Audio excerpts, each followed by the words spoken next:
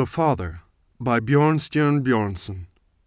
The man whose story is here to be told was the wealthiest and most influential person in his parish. His name was Thord Overas. He appeared in the parson's study one day, tall and earnest. "I have gotten a son," he said, "and I wish to present him for baptism." "What shall his name be?" "Finn, after my father." "And the sponsors?"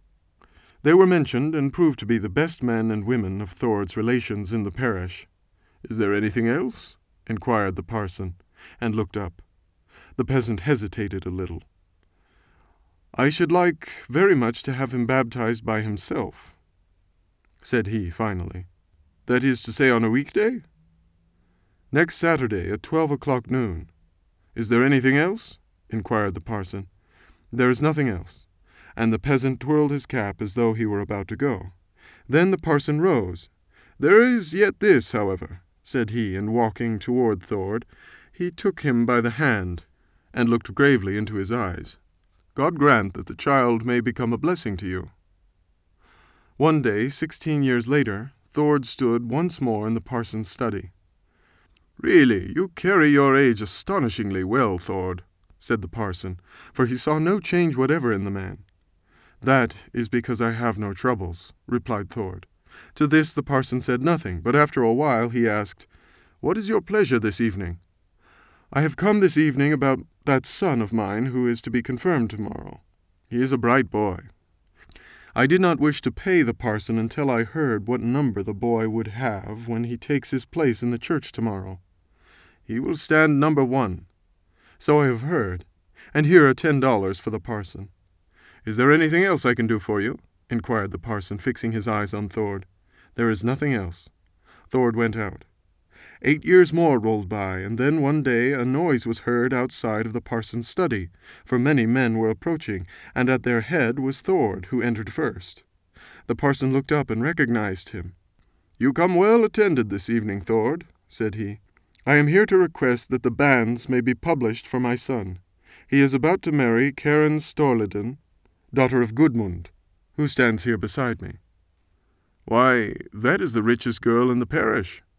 "So they say," replied the peasant, stroking back his hair with one hand. The parson sat a while as if in deep thought, then entered the names in his book without making any comments, and the men wrote their signatures underneath. Thord laid $3 on the table. "1 is all I am to have," said the parson. "I know that very well, but he is my only child. I want to do it handsomely." The parson took the money. "This is now the 3rd time, Thord, that you have come here on your son's account. But now I am through with him," said Thord, and folding up his pocketbook, he said farewell and walked away. The men slowly followed him. A fortnight later the father and son were rowing across the lake, one calm, still day, to Storliden to make arrangements for the wedding. "This thwart is not secure," said the son, and stood up to straighten the seat on which he was sitting. At the same time, the board he was standing on slipped from under him. He threw out his arms, uttered a shriek, and fell overboard. "Take hold of the oar!" shouted the father, springing to his feet and holding out the oar. But when the son had made a couple of efforts, he grew stiff. "Wait a moment!" cried the father, and began to row toward his son. Then the son rolled over on his back, gave his father one long look, and sank. Thord could scarcely believe it. He held the boat still and stared at the spot where his son had gone down, as though he must surely come to the surface again. There rose some bubbles, then some more, and finally one large one that burst, and the lake lay there as smooth and bright as a mirror again. For 3 days and 3 nights people saw the father rowing round and round the spot, without taking either food nor sleep. He was dragging the lake for the body of his son, and toward morning of the 3rd day he found it, and carried it in his arms up over the hills to his guard. It might have been about a year from that day when the parson, late one autumn evening, heard someone in the passage outside of the door, carefully trying to find the latch. The parson opened the door, and in walked a tall, thin man with bowed form and white hair.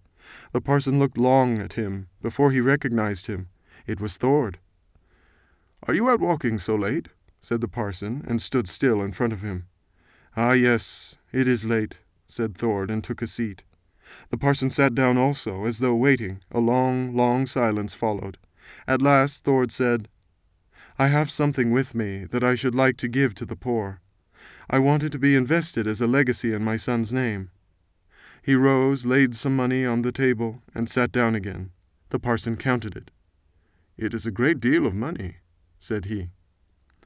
"It is half the price of my guard. I sold it today." The parson sat in long silence. At last he asked, but gently, "What do you propose to do now, Thord?" "Something better." They sat there for a while, Thord with downcast eyes, the parson with his eyes fixed on Thord. Presently the parson said, slowly and softly, "I think your son has at last brought you a true blessing." "Yes, I think so myself," said Thord, looking up, while two big tears coursed slowly down his cheeks.